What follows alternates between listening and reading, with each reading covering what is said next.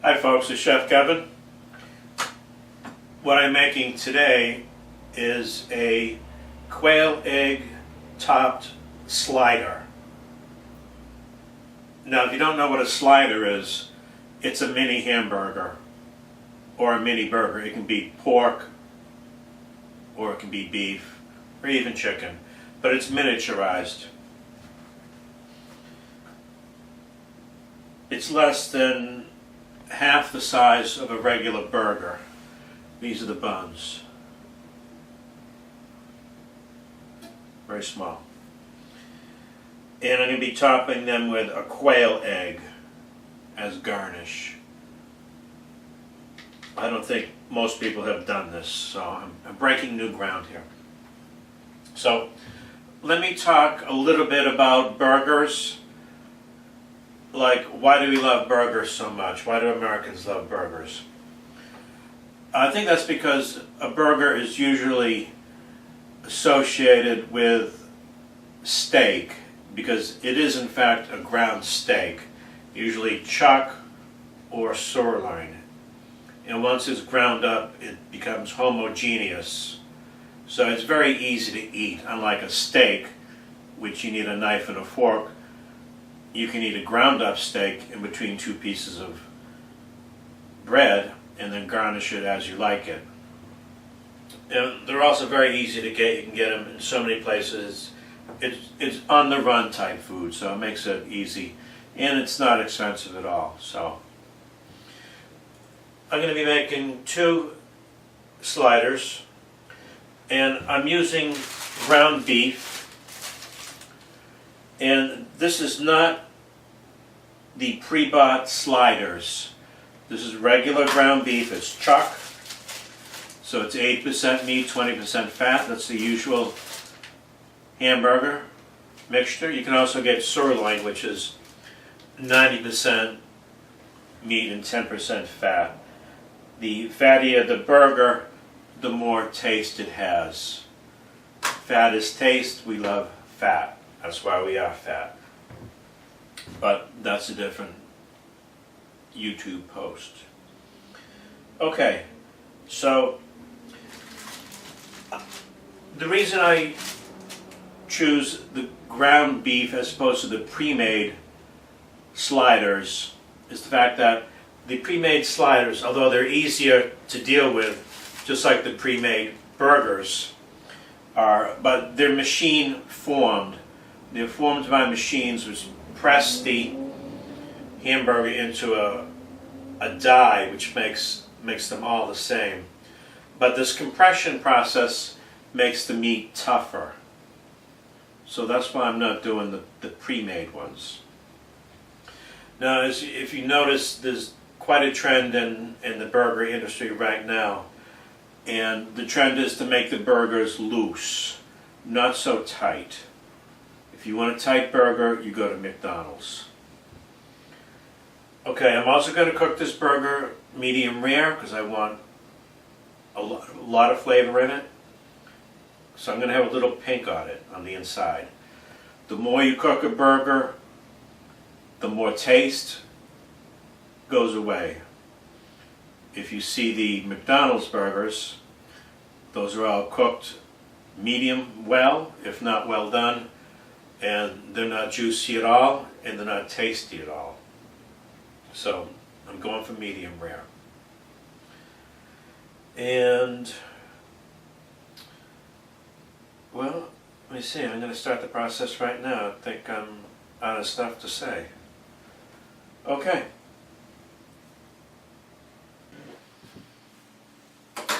Okay, one of the things I failed to mention is the fact that another reason why I don't buy the pre-made burgers is because a lot of times you make them, and after you cook them, the burger is either too large or too small to fit the bun. So this way you can be assured that the bun is the right size to the burger. You got to get that ratio down to where you need it. So As you can see, I'm not going to overwork this burger. I weighed it out. It's 2.3 ounces. This is going to make the perfect burger.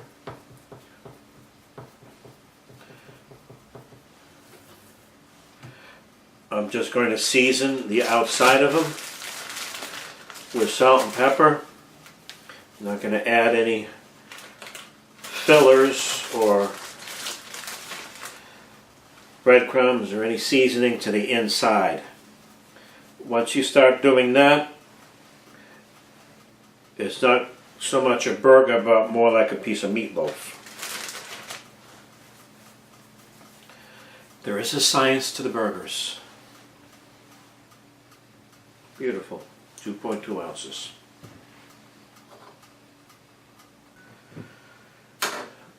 Now there are two common ways to cook a burger. One is on a flat top, or the other is a frying or saute pan. And the other method is to cook it over a barbecue. Now, if you cook it over a barbecue, it's going to become a little bit drier because the juices run out. But it will have a nice caramelized coating to the outside of it.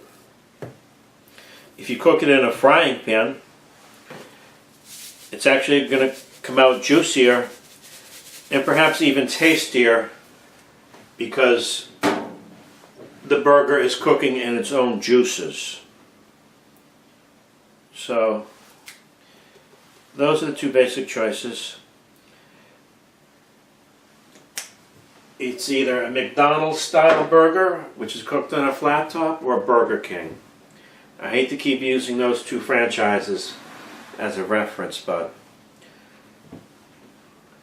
okay, I'm going to start cooking these shortly. So why would you want to eat a slider? Well, there are a few reasons why you'd like to eat a slider. These can be used as appetizers, or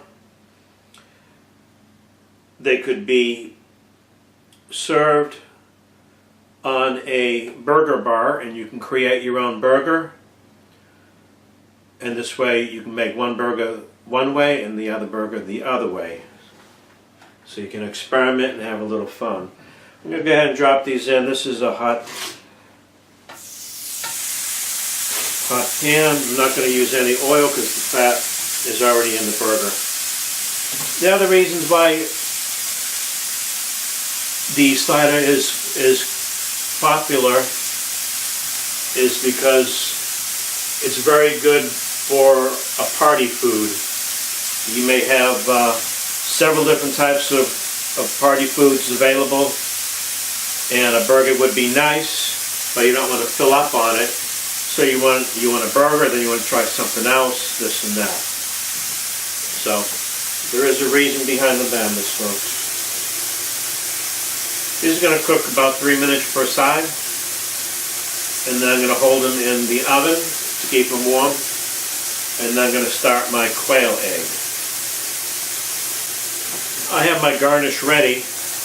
That's just going to be simply a piece of lettuce that will go under the burger.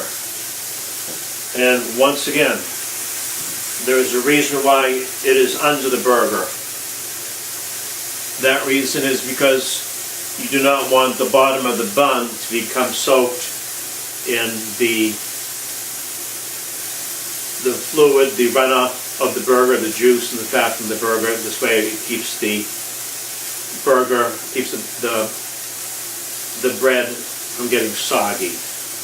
And in this case, it'll prevent the egg from getting into the bottom half of the burger and making that soggy as well.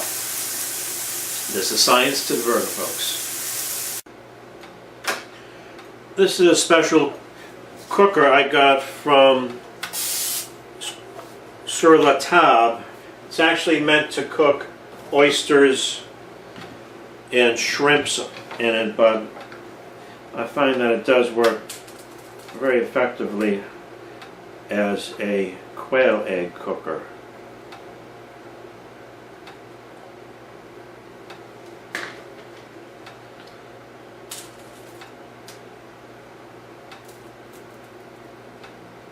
There you go. 2 little beautiful quail eggs. That will go on top of the burger. This won't take too long to cook.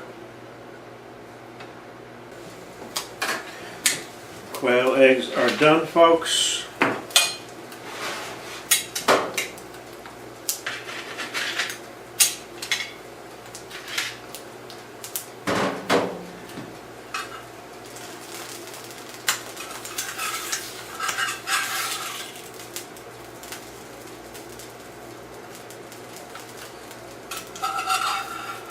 Sunny side up.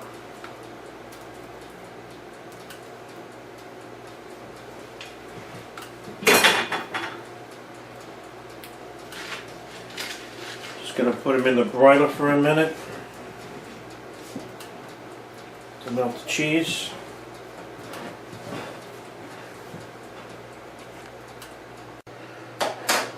Okay, folks, your mini burger is ready. Let's take these off. For now, I just want to cut inside of it and see what it looks like.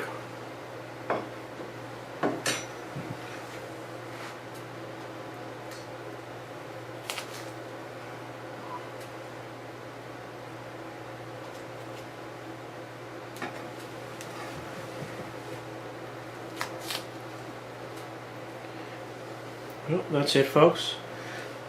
It's a little pink on the inside. It's kind of hard to tell from the video. You have the beautiful egg.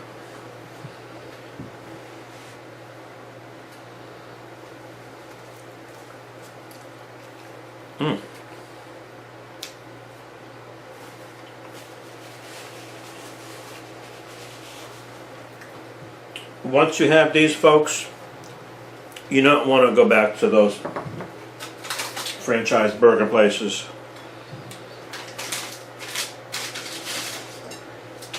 I also made a little julienne French fries. These are also known as shoestring fries, also known as Mickey D fries. I actually like the thicker fries much better, but when you have a mini burger, the thicker fries wouldn't be quite appropriate.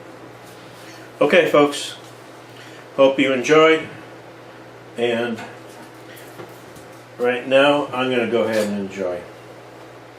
Thanks for watching.